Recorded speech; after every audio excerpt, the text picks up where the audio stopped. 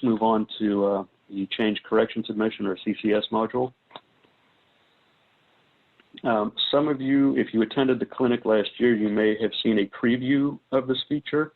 We didn't actually release it until earlier this year. And the change is to allow changes to multiple documents at one time. Previously, you could only change metadata for the document. You could only select and update a single document. So this change will allow you to do so for multiple documents. So to do so, from the Assist homepage, go to the Admin Modules menu, click Submit Change, and click Request Document. So here you'll select whether or not you want to update a single document or multiple documents. So for our example, we'll select the Multiple Documents option and click Continue. Again, you may or may not have multiple codes associated with your account for CCS. If you do, first you need to select the activity code, which will be the preparing activity code of the document or documents you want to search for. So first select your activity code, then select your role. This is important because it has to do with order of operations. If you want to change the preparing activity or FSC of a document, you need to be the preparing activity because only the preparing activity has rights to do so. If you need to make changes to multiple documents, let's say you wanted to change the reviewer for or reviewer codes for the Air Force. Well, you would want to do that first, because if you were to change the preparing activity, the change is immediate, so the new preparing activity would only have access to other functions after that. So if you need to make custodian or reviewer changes to documents, do those first. For our example, we're going to select our role as the preparing activity. So as the preparing activity, we can do multiple things. We can update the preparing activity, the FSC, any of the preparing service custodians or reviewers. So for our example, we're going to choose to update the Army custodian. So we'll select our action. Then we need to select the custodian or reviewer code that we want to change. So for our example, I'm going to select code CR. And then when you're ready, click Search.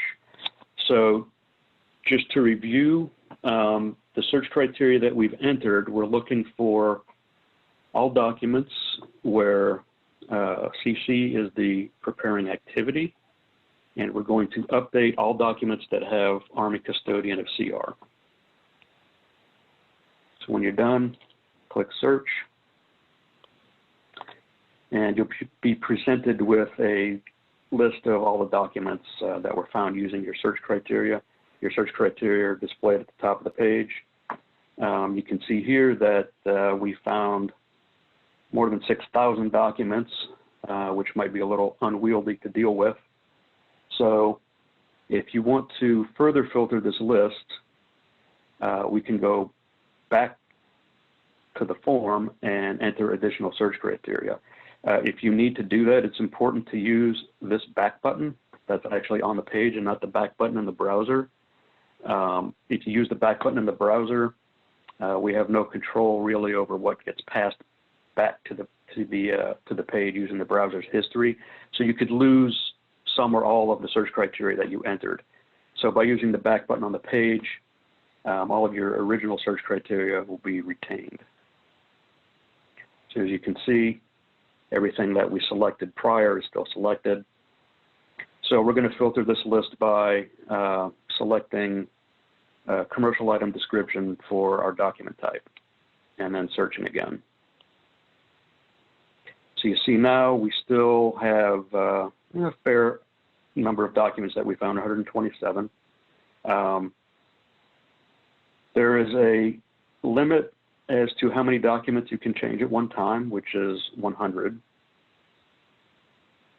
So even if you found a result set that was, say, 1,000 documents, you can still process them in lots of 100 at a time. So if your search returns more than 100 documents, you have the option to go ahead and process them 100 at a time. So we're going to go ahead and do that. So we'll click that Check First 100 checkbox, which will select all the first 100 documents in this list, and then click Continue. This is just a warning again that any changes that you make are going to be made to all of these documents. So make sure that that this is actually what you want to do and that these are the documents you want to change. So the first thing we're going to do is to remove the current Army custodian by clicking the Remove button. We'll locate the new activity code that we want to assign to all of these documents, and then click the Add button. And then when you're ready, click Submit. So if your change was successful, you should see this page. It will list all the documents that you selected again. Up on the right-hand half of the page will also be the information for the requesting activity and who actually made the change, and a summary of what your change was at the bottom of the page. So one additional thing to note about this, I don't have a screenshot to show you.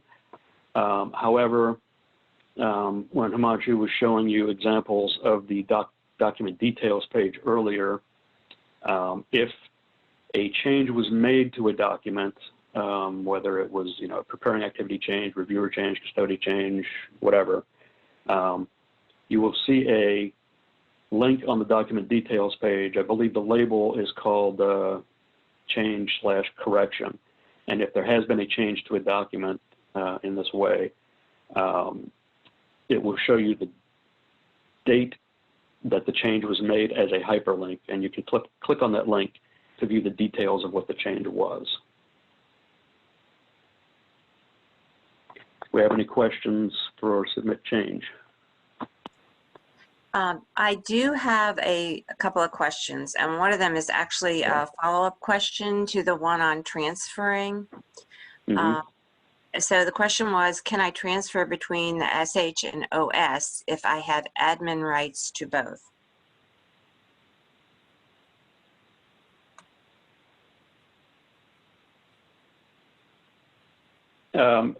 Is this specific to project transfer again, or to Submit Change? I think that it's project transfer between preparing activities, but No, I don't believe that would be possible. Okay, and if that didn't answer your question, please send me a follow-up. The next question I have is a question by the Columbians regarding the training sessions. Can Columbia procure the systems tool, not the database, to develop its own standardization program? I'll let somebody from BSPO answer that. I'll take that. Thank you for that question. We are definitely willing to share our information through the XML downloads data feeds. We're also willing to work with the Columbians. I actually am working one-on-one with them to help them develop, providing our lessons learned and subject matter expertise to help them develop their own tool. As they become more involved with NATO, there are 29 additional nations. A majority of them have their own tool. The United Kingdom has the STANMIS, and other countries have their own tool as well. So I will personally connect with SUNAT and the Colombian Ministry of Defense to share our lessons learned and to do what we can to allow for them to develop a system that meets their own needs.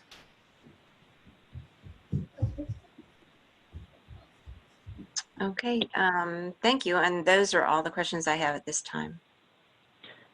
Okay, since we have a little time here, I'd like to back up and make a comment about one other thing. Just as another example, because it may not be evident that this is what you need to do, but let's say, for instance, you wanted to add your activity code as a reviewer for a block of documents. In that instance, what you would do is you would select your activity code, and then for your role, you would select reviewer, and then your actions would be either to add yourself as a reviewer or remove yourself as a reviewer, I believe. So whatever you select for your role is going to change what the available actions are to you. So in this instance, if you wanted to add your code to be a reviewer for multiple documents, what you would do is select your role as reviewer, and your action would be to add yourself as a reviewer. In that custodian/reviewer code select box, you would leave that blank, because what you would want to do is find all the documents. I mean, you can select other filter criteria. You know, you can narrow it down by FSC or doc type or status or what have you.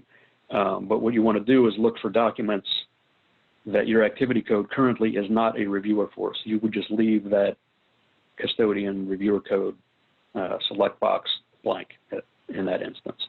I just wanted to point that out.